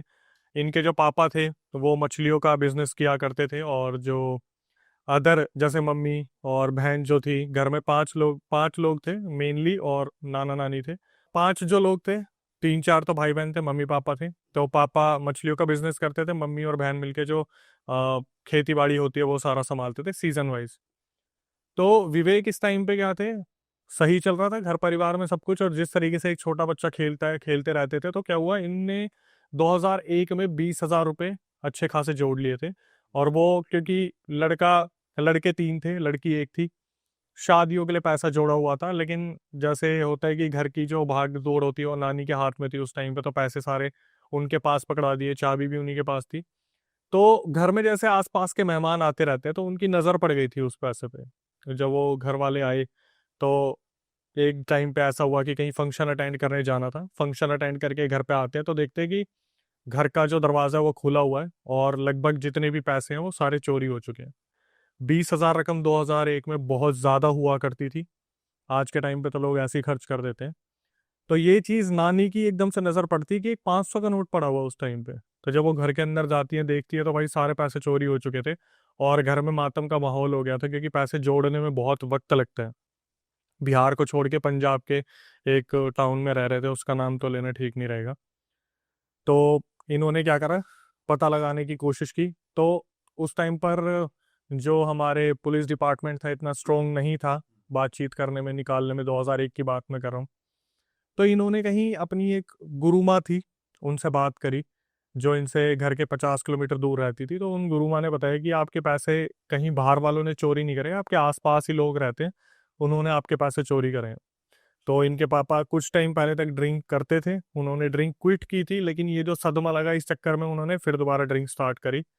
तो जब इनकी पिताजी को पता चला यार हमारे घर के आसपास वाले लोगों ने ही पैसे चोरी करे हैं, तो ये क्या करते हैं, अपने घर आते हैं और उनसे बातचीत करना शुरू करते हैं कि आपने हमारे पैसे चोरी करे हैं, हमें कहीं से पता चला है। तो भाई कौन एक्सेप्ट करेगा इस चीज़ को कि हमने पैसे चोरी करे हैं। तो इनके पापा ने जाके पुलिस वालों में कंप्लेंट कर दी कि ऐसे ये 4 जने हैं जो हमारे रिश्ते में ही लगते हैं आसपास में, इन्होंने हमारे घर से 20,000 रुपये चुराए हैं। तो सुबह के टाइम पे कंप्लेंट की थी और शाम तक पुलिस वालों ने उन चारों लोगों को उठा लिया। तो वो लोग भी भाई शाणे थे, पैसे चोरी करे, उसी पैसे में से कुछ एडजस्ट वगैरह करके वो वापस आ गए। तो फिर इनके पापा ने आज बहुत ज़्यादा ड्रिंक कर ली थी और ड्रिंक करने के बाद सबको गालियाँ देनी शुरू कर दी कि तुमने हमारे पैसे चुराए हैं, मुझे मालूम पड़ गया। तो उनमें से एक इंसान था जो चाहता था कि यार इसका मैं कैसे भी मुंह बंद कर दूं। वो इंसान आके बोलता है कि अगर आपको लगता है कि हमने आपके पैसे चोरी करे हैं, हालांकि उसने चोरी कर रखे थे, लेकिन कॉन्फिडेंस से ये चीज़ बोली कि अगर आपको लगता है कि हमने आपके पैसे चोरी करे हैं तो आप प्रूफ कर दो, आप प्रूफ कर दोगे तो हम आपके पैसे दे देंगे अगर हमारे पास होंगे तो इसके पापा ने बोला एक काम करना, कल सुबह ना आप मेरे साथ चलना, मैं आपको प्रूफ करवाऊंगा। तो अगले दिन ये भी इंसान तैयार हो गया, क्योंकि इस इंसान को नहीं पता था ये किसी ऐसे के टच में है जो भाई देख के बता देगा कि चोरी वोरी तुमने करी है। वही 50 किलोमीटर दूर गुरु माँ के पास जाते हैं और गुरु माँ सीधा देखते ही बोल देती है इसके पापा को, विवेक के, कि तुम तो चोर को ही अपने साथ लेके आ गए। तो वो जो दूसरा बंदा था वो एकदम से ऑफेंड भी होता है, थोड़ा सा घबरा भी जाता है। तो वो दूसरा बंदा बोलता है कि आप ऐसे कैसे बोल सकते हो कि हमने चोरी की है, मैंने चोरी किया है। तो वो बताती है क्यों, 3 दिन पहले जब तुम सारे जितने भी लोग थे दारू पी रहे थे, जब प्लान बना रहे थे कि हम इनके घर से पैसे उड़ाएंगे, हमें पता है पैसे कहाँ रखे हैं, तो तुमने सोचा था कि तुम बच जाओगे। तो एकदम से घबरा जाता है कि यार ये बात तो थोड़ी सीक्रेट थी कि हम ऐसे दारू पीते वक्त प्लान बना रहे थे। तो वहां पर वो इंसान बोल देता है ठीक है हमने लिए और घर जाके मैं पैसे दे दूंगा। वहां से ये लोग घर आते हैं और घर आते आते शाम हो जाती है। तो इसके पापा को लगता है कि भाई सुबह शायद ये पैसे दे देंगे।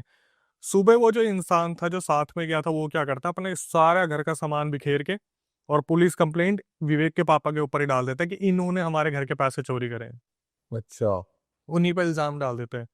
अब पुलिस वालों को तो पता ही था ये केस क्या चल रहा है। पुलिस वालों ने विवेक के पापा को उठाया और उठाने के बाद लेके गए अपने साथ जेल में, वहां पे लॉकर में, और बातचीत करने के बाद उन चारों को भी बुला लिया। भाई आपका पता है किसने क्या कर रखा है, ये शरीफ सा आदमी है, अपने मछलियों का काम करता है, तुम इसे फंसाने की कोशिश कर रहे हो, अगर तुमने पैसे लिए हैं तो दे दो।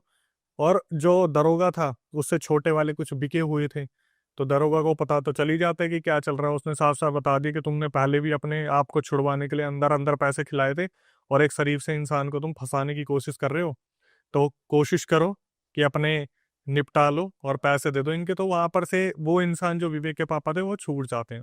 तो ये जो विवेक के पापा थे ये गुरु माँ के पास जाते हैं दोबारा और उनसे बोलते हैं कि माँ मैं एक लगे हाथ ना पकड़ना चाह रहा हूँ, कि कोई मेरे सामने आके ना पकड़ा जाए कि इन्होंने हमारे पैसे लिए हैं। तो गुरु माँ बोलती है कि तुमने बताया था तुम्हारे घर के बाहर ना 500 का नोट मिला था, वो एक बार मुझे दो। तो 500 का नोट लेके कागज में बांध देती है कुछ अभिमंत्रित मंत्र करके और बोल देती है अपने घर के पेड़ के आगे ना इसे टांग देना, जो भी चोर होगा इसे लेने के लिए आएगा और लगे हाथ उसे दबोच लेना। इसके पापा घर आते रात के टाइम पे, अच्छी तरीके से इधर उधर देखते कोई नहीं है ना, पेड़ पे वो कागज टांग देते हैं। बताया था कि 10-12 घंटे के अंदर वो इंसान जो चोर होगा वो आके पैसे निकालने की कोशिश करेगा। तो इसके पापा बैठे रहते, पूरी रात जगे रहे। सुबह के जब 10 बजने वाले थे तो एकदम से देखते एक आदमी निकल के आता है और वो कागज निकालने की कोशिश करता है। कहाँ से नहीं पता, जैसे होता ना देखते ही वशीकरण हो गया, अट्रैक्ट हो गया। तो इसके पापा पकड़ते कि अब बता, अब तू इस कागज को चुराने क्यों आया, इसमें पैसे रखे थे, तुझे कैसे पता चला। तो वो इंसान एकदम से होश में आता है कि यार ये कैसे हो गया, मतलब मैं कैसे आ गया यहाँ पर। फिर बोला कि तूने मेरे पैसे चोरी करे हैं, तुम सब मिलके पैसे दे दो वरना तुम्हारा बहुत बुरा होगा। आज रात भी इसके पापा ने बहुत ड्रिंक करी और आज रात क्या करें, इसके पापा ने हद से ज्यादा गालियां दे दी उनको, माँ बहन की और दुनिया भर की गालियां दे दी। तो वहां से क्या हुआ भाई, वो जो 4 जने थे ना वो चिढ़ गए बुरी तरीके से कि अब नहीं छोड़ेंगे इन्हें, कि पैसे तक का मामला तो ठीक था, इन्होंने तो गाली गलौज कर दी, माँ बहन की, सारे रिश्तेदार ऐसे वैसे घेर लिए। उन चारों ने क्या करा, विवेक की मम्मी के ऊपर मारण क्रिया करवा दी, जो विवेक की मम्मी थी। अब ये कैसे पता चला भाई, इनकी मम्मी की जो एक्टिविटी थी वो पूरी तरीके से बदल गई। लेकिन जैसे होता है ना, हल्ला गुल्ला होता है, कुछ होता है, इनकी मम्मी का क्या सीन था कि तबीयत बहुत ज्यादा खराब हो रही है, बहुत ज्यादा खराब हो रही है, वॉमिटिंग आ रही है और बहुत ज्यादा वजन गिर गया। तो उस टाइम पर विवेक भी जो था, मैंने जैसे बताया 5-6 साल का था, तो वो पलती उम्र होती है जहां पर वो देख रहा है मम्मी के साथ क्या हो रहा है, और एक बच्चे के दिमाग में ये चीजें छप सी जाती है। एक बेटी थी जो सेवा कर रही थी, तो इन्हें ये तो पता चल गया था कि गुरु माँ जो है वो देख के चीजें बता सकती है, पर इस चीज का कोई सॉल्यूशन नहीं है। तो ये पता करना शुरू करते हैं कि यार 1-2 महीने निकल गए, और अब सिंपल सी चीज है, जब घर का एक इतना बड़ा सदस्य बीमार हो जाएगा तो ये चोरी चकारी से ध्यान हट जाता है कि इंसान की जिंदगी बचाओ, वो ज्यादा जरूरी है। और ये करा भी इस मकसद से या था, इनको इस चीज में बिजी कर दो। और भाई ये चीज ना, आप ऑडियंस भी ध्यान से सुनना और आप भी ध्यान से सुनना कि यहाँ से ये जो शुरुआत हुई है कहाँ तक जाएगी। ये अपने पता करना शुरू कर दे कि यार कहीं पता करे कोई ऐसा इंसान मिले जो इस मारण क्रिया को कटवाए या फिर काट करे इस चीज के। अभी तक इन्हें ये तो पता था कि कुछ ना कुछ तो गड़बड़ है, किसने करा है, क्या करा है, ये नहीं पता। तो उनकी बस तबीयत खराब हो रही थी बस मेन। तबीयत खराब। अभी आगे वो सीन भी आएगा जिस चीज का आप वेट कर रहे हो, हल्ला गुल्ला। यहाँ पर सब कुछ शांत था, नॉर्मली जैसे होता है कि वॉमिटिंग आ रही है और कुछ ना खाने के बाद भी वॉमिटिंग आ रही है, ये सारी चीजें चल रही थी, डॉक्टर्स को दिखाया गया। तो इस चीज में भी इनके बहुत ज्यादा पैसे लग गए थे, क्योंकि आम इंसान शुरू में इन सब चीजों पर भरोसा ना करके पहले डॉक्टर के पास जाता है।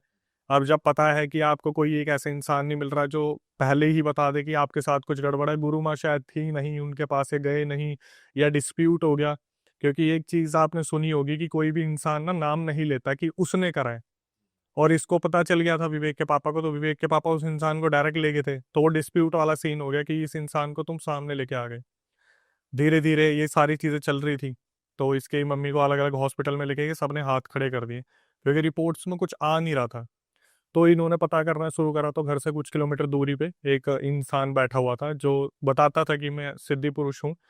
जब ये वहां लेके गए ना, तब पहली बार इसकी मम्मी के अंदर की एंटिटीज बाहर निकली, और उन्होंने इस इंसान को, जो सिद्धि पुरुष इंसान था, उसको देख के हंसना शुरू कर दिया कि तू क्या कर लेगा, तू निकाल लेगा, तुझे लगता है तेरे अंदर इतनी सिद्धि है कि तू कर लेगा, सारी चीजों को निकाल देगा, हमें हमें एक दो नहीं, हमें। तो उस टाइम पर बहुत ज्यादा संख्या में थे वो जो वहां पर भूत प्रेत आ रखे थे, तो उस इंसान ने साफ देख के बता दिया कि भाई मैं हाथ खड़े करता हूँ, मेरे बस की नहीं है। वो एंटिटी देख के साफ साफ हंसने लग रही है, तो उसने बोला कि आपको ना फैजलकाबाद या फिर एक जगह है पंजाब में, वहां पर आप चलो, वहां पर मेरे गुरुजी हैं, उनसे मैं एक बार बात करता हूँ। तो उसी टाइम उसने, शिष्य ने, उस टाइम पर भाई एसटीडी पीसीओ ये वाली सर्विसेज होती थी, तो फोन करके उससे, गुरुजी से बात करी कि गुरुजी ऐसे ऐसे मेरे से ऊंची शक्तियां आ रखी हैं और बहुत ज्यादा बिगड़ा केस है, 1-2 महीने हो चुके हैं और माता जी जाने की कगार पे है। तो जो किस्मत में लिखा था कि ये लोग बस करते हैं और बस पकड़ के सीधा उन गुरुजी के पास पहुंचते हैं। तो वहाँ गुरुजी के पास जब ये पहुंचते हैं तो गुरुजी बैठे हुए थे, वो देखते हैं कि अच्छा, अब ये जो गुरुजी थे ये एक्चुअली में गुरुजी थे।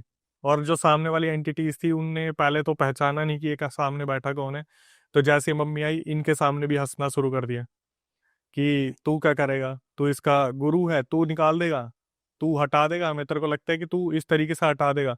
तो जो गुरुजी थे बस वो एक बार ऊपर से नीचे देखते हैं और बोलते हैं कि तुम गिन के 7-8 जने हो। मतलब उस फीमेल के अंदर, विवेक की मम्मी के अंदर 7-8 एंटिटीज हैं। ये दिख जाता है उन्हें। ये गुरुजी साहब बता देते हैं कि तुम 7-8 हो, एक बार जरा मेरे पीछे फौज देखना। तो जब दिखी फौज, तो वहां पर सैकड़ों ऐसे मशान, भूत प्रेत, चुड़ैल जो थे उन्होंने सिद्ध कर रखे थे। उन्होंने बोला कि अब अगर मैं इन सबको तुम्हारे पीछे छोड़ दूं या तुम्हारे ऊपर छोड़ दूं तो तुम्हें पता है तुम्हारा क्या होगा। तो वहां पर जो एंटिटीज थी वो थोड़ा सा घबरा जाती हैं। वो बोलते कि देखो गुरुजी, हमें, हम अपनी मर्जी से तो आए नहीं है, हमें छोड़ा इनके बगल वाले, इनके रिश्तेदारों नहीं है, इनका इनका लड़ाई झगड़ा चल रहा था पैसों को लेके, हमें तो क्या करना होता है, हमें भोग दे के इनके ऊपर भेजे और मारने के लिए बोला है, मारण क्रिया की हुई है। तो गुरुजी साफ साफ बोलते कि एक काम करो, मैं इससे पहले तुम्हें कुछ हानि पहुंचाऊं, तुम खुद निकल जाओ। तो बोले कि हम ऐसे नहीं जाएंगे, आप एक काम करो, आप जो अपनी तरफ से कर सकते हो कर दो, हमें निकाल दो, हम जाने को तैयार है, पर आपको पता है अगर हमें कुछ बोला गया तो हमें वो तो करना ही पड़ेगा। हमें बोला हुआ है सीधा सीधा इसकी मम्मी को खत्म करना है, लेके जाना है। तो गुरुजी ने अपनी तरफ से क्या करा, एक ताबीज बना के दे दिया। अब गुरुजी ने भी थोड़ा सा हल्के में ले लिया था इन सब चीजों को। गुरुजी ने एक ताबीज बना दिया और ताबीज देके इन्हें भेज दिया कि तुम जाओ, अब तुम्हारे साथ कुछ नहीं होगा। तो जब ये बस में वापिस आ रहे थे ना, तो जो गुरुजी का शिष्य बैठा हुआ था उसकी नजर पड़ती है। वो सामने सामने देखता है इसकी मम्मी के गले से ताबीज किसी ने पकड़ा जो अदृश्य था, और ताबीज फेंका जमीन पे, बस के अंदर ही। वो सिर्फ उसी को दिख रहा है। वो सिर्फ उसको दिखा क्योंकि घर वालों का ध्यान नहीं था। अब जब शिष्य बैठा था वो यही देखता है ना, गुरुजी ने ऐसा क्या दिया है, दिव्य है कुछ, हमें भी ये शिक्षा एक बारी को मिलेगी। तो वो ताबीज जैसे ही नीचे पड़ा वो बहुत ज्यादा घबरा गया, और इसकी मम्मी जो थी, जो अभी तक बस में ऐसे बैठी थी, सीधा यूं हो गई। एक बार यूं नीचे करा और फिर शिष्य की तरफ देख के बस उसको इस तरीके से घूरना शुरू करा, तो वो समझ गया कि भाई प्रभाव बहुत है इस एंटिटी का जिसने भी ये चीज करी है। ये बोलता है भाई बस से अगले स्टॉप पे उतरो और गुरुजी को फोन करना पड़ेगा कि कुछ ना कुछ फिर दोबारा दिक्कत हो रही है। ये बस से उतरता है, शिष्य जो है गुरुजी को फोन करता है कि गुरुजी ऐसे ऐसे हो गया, और ताबीज जो है सीधा उतर के नीचे गिर चुका है। तो ये जो गुरुजी थे वो भी समझ चुके थे, भाई दूसरी पार्टी को पता चल गया कि इन्होंने उतारा करवा लिया है। तो गुरुजी ने बोला कि एक काम करो, इनको घर तक मत पहुंचने देना, इन्हें वापस लेके आ जाओ मेरे पास। शिष्य अपनी तरफ से इन्हें वापस लेके जाता है गुरुजी के पास, और जब गुरुजी के पास लेके जाता है तो गुरुजी अब देखते हैं कि भाई अब इसके पास कम से कम 30-40 ऐसे ऐसे प्रेत आ रखे हैं जो हैं शक्तिशाली। तो गुरुजी सामने सामने बात करना शुरू करते हैं कि तुम क्या चाहते हो। तो वो बताते हैं कि तुमने उन्हें भेज दिया, उन्होंने उठा के हमें भेज दिया, मतलब तुमने इससे पहले वाले हटा दिए, अब हमें भेज दिया। तो गुरुजी ने बोला तुम एक काम करो, तुम मेरे साथ ही रहो ना, मैं तुम्हें भोग दूंगा, तुम्हें खिलाऊंगा पिलाऊंगा, इतने सारे बैठे हुए हैं मेरे साथ, तुम भी हम में शामिल हो जाओ। तो वो जो एंटिटीज थी वो ये तो देख रही थी भाई जो सिद्ध गुरुजी है जो इस तरफ के हैं वो भोग देते हैं, शराब का भोग भी देते हैं, कलेजी वलेजी मीट मच्छी भी देते हैं। तो एक बारी को एंटिटीज हंस के बोलती है कि हमारा तो बहुत मन है तुम्हारे साथ आने का, लेकिन जो हमें कार्य दिया वो तो हमें करना पड़ेगा। तो गुरुजी इस टाइम पे बहुत ज्यादा गुस्सा हो जाते हैं, और वहाँ महादेव का एक त्रिशूल रखा था, वो त्रिशूल जमीन पे मारते ही वो जो एंटिटीज थी वो बोलना शुरू कर दी कि हम अपनी मर्जी से नहीं आए, हमें हटा दो, हम चले जाएंगे। गुरुजी ने क्या करा, मारण क्रिया की उस टाइम पर काट करी। उधर 3-4 दिन का हवन चला, वहीं पर पूरा परिवार रहा, और नानी जो थी वो घर पे रही, बाकी सारा वहां से मारण क्रिया पूरी साफ कर दी। लेकिन गुरुजी ने एक बात बोली थी कि एक काम करना, तुम जितनी जल्दी हो सके ना थोड़े दिनों के लिए इन रिश्तेदारों से दूर हो जाओ। क्योंकि हो क्या रहा था, लोग अक्सर सामने से चल के जाते तो उनके पैर की मिट्टी उठा ली, या कपड़े सूख रहे तो सब कपड़े उठा लिए, कुछ भी ऐसी चीज डीएनए के तौर पे ले लेते थे जिससे वो क्रिया कर देते थे। अब सिंपल सी चीज है, बाबा सिद्ध एक और कॉम्पिटिटर में 4-5 बैठे हैं, तो भाई अगर 5 तांत्रिक भी वहां से कोशिश करेंगे तो एक पे तो भारी पड़ेंगे, और ये चीज भी आगे हुई। इन्होंने क्या करा, जो सबसे बड़े वाला बेटा था, विवेक तो तीसरे नंबर पे था, सबसे बड़े वाला जो बेटा था उसका नाम हम प्रदीप रख लेते हैं। तो प्रदीप का रिश्ता देखने लगे कि यार हम एक काम करते हैं इसकी शादी करवा देते हैं। अब देख रहे हैं यहाँ से सस्पेंस कैसे बदल के आएगा। इन्होंने क्या करा, 3-4 महीने में जितनी जल्दी हो सके प्रदीप के लिए एक लड़की ढूंढनी शुरू करी, और बिहार के एक एरिया में एक लड़की मिल गई। तो इन्होंने कहा हम बिहार जाएंगे और वहीं से अपने बेटे की शादी वगैरह करवाएंगे, और वहां से अपना रह के कम से कम 3-4 महीने फिर हम पंजाब वापस आएंगे, तब तक सब कुछ शांत हो जाएगा। अब जो पड़ोसी थे उनकी नजर थी कि ये साले अच्छे से रह कैसे रहे हैं, ये अभी तक मरे क्यों नहीं, इनके घर का कभी अभी तक एक भी नहीं मरा हुआ, किसके ये टच में हैं, कैसे ये बच रहे हैं, उस उनके दिमाग में ये सारी चीजें चल रही थी। ये क्या करते हैं, प्रदीप की शादी के लिए पहुंच जाते हैं सीधा बिहार।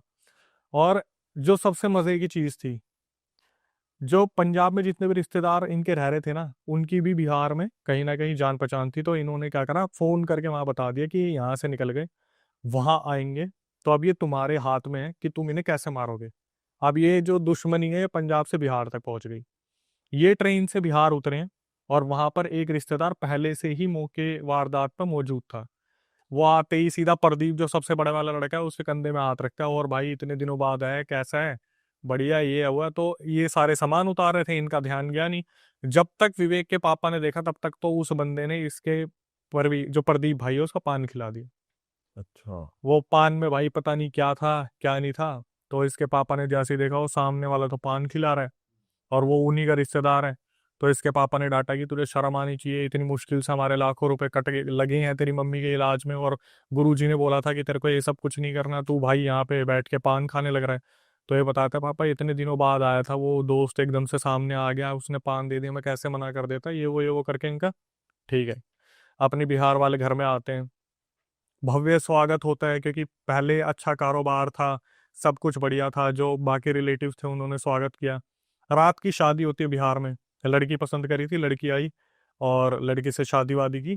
तो जब ये बारात लेके गए थे तो वहां पर पहले ऐसा होता था 2000 से 2000 1 से लेके 2005 में, कि शादियों में ना लड़की को बचा के रखते थे, क्योंकि कहा जाता है बिहार में ये भूत प्रेत के सीन बहुत होते थे पहले, की लड़की के ऊपर आ ही जाती थी आत्मा। जैसे शादी होती है पर्टिकुलरली उसी दिन। जिस दिन विदाई का टाइम होता है ना, उस दिन ये कुछ ना कुछ ऐसा सीन होता ही है कि लड़की के ऊपर भूत प्रेत 2001 से 5 में मेंशन किया था। उस टाइम पे आप पता करना, किसी से भी होता ही था कि बारात लेके जा रहे तो दुल्हन एकदम से पोजेस हो जाती थी कहीं ना कहीं पे। तो इन्होंने क्या करा, शादी वादी करी, और बारात जो थी, मतलब जैसे शादी रात को निपटी, तो वहां पर ये एक रिचुअल होता है कि आप चाहो तो दिन में विदाई कर दो या फिर अगले दिन शाम को। तो परिवार वालों ने बोला भाई हम शाम को विदाई करेंगे, थोड़ा सा वक्त हमें अपनी बच्ची के साथ गुजारने। तो सुबह सारी बारात उठती है, फ्रेश व्रेश होती है, थोड़ा घूमती फिरती है, और इस टाइम पे जो प्रदीप थे ना, जिन्होंने पान खाया था, उनका दिमाग घूम गया था। वो पता नहीं कहाँ ही रहने लगे, वो जैसे बैठे हुए हैं तो बैठे हुए हैं, किसी से बात नहीं कर रहे। इन्होंने क्या करा, वक्त गुजरा, और वो जो लड़की थी, शाम होते ही विदाई के लिए 2 टेम्पो मंगाए। उस टाइम पे भाई ये टेम्पो ही चलते थे, एक में लड़का लड़की और थोड़े परिवार वालों को छोड़ा, दूसरे में बाकी लोगों को छोड़ा, और इन्होंने विदा करा बिहार के प्रदीप जो लड़के थे उनके घर की तरफ। ये जा रहे थे, और एक पुलिया आई, पुलिया पे जो दुल्हन थी वो हो गई पोजेस, उसके ऊपर कोई एंटिटी आ गई पुलिया के ऊपर एग्जैक्टली, और पुलिया वहीं पे टेम्पो वम्पू सारे रुकवा दिए। और पुलिया पे क्या पूछा गया कि वो जो प्रदीप था, उसे बोला भाई तुम अपनी पूछो इससे क्या हुआ है।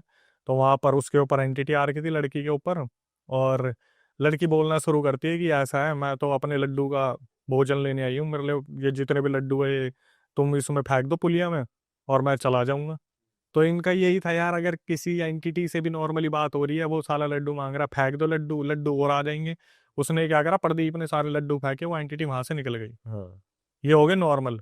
अब इसका भी कनेक्शन है, ये आ जाते हैं घर, और घर पे आने के बाद मुश्किल से, जैसे बिहार वाले घर पे आए, मुश्किल से इनका 1 महीना भी मुश्किल हुआ होगा। वो जो लड़की आई थी ना बहू रानी के रूप में, भाई उसने घर में कलेश करना शुरू कर दिया कि तुम्हारे घर में इतने मेंबर है, मेरे से इतना काम नहीं होता, अच्छा। मेरे से इतने बर्तन नहीं मांजे जाते, इतना खाना कौन बनाएगा, 3-3 4-4 टाइम का कोई आ रहा है कोई जा रहा है, कभी कोई रिश्तेदार आ रहा है कभी कोई रिश्तेदार जा रहा है। नई नई जब बहू आती है तो उसे देखने भी दुनिया भर के लोग आते हैं, तो कभी चाय बन रही है कभी कुछ बन रहा है। उसने इस तरीके से लड़ाई झगड़े घर में शुरू कर दिए। अरे वाह, आपने ये वीडियो यहाँ तक देख ली भाई, तुमने हमारी मेहनत सफल कर दिया। तुम ही लोग हो असली रियल हिट। और अगर आपको बहुत मजा आ रहा है ऐसी क्लिप्स में, ऐसी वीडियोस में, तो फटाफट जाइए प्लेलिस्ट पे, बिंज वॉच कीजिए, सारी वीडियोस देख डालो और मौज काटो। That is it. हम मिलेंगे नए पॉडकास्ट में, नए क्लिप में। Till then bye bye, see you, take care, do subscribe. Best of Real Talk online. Okay, bye bye.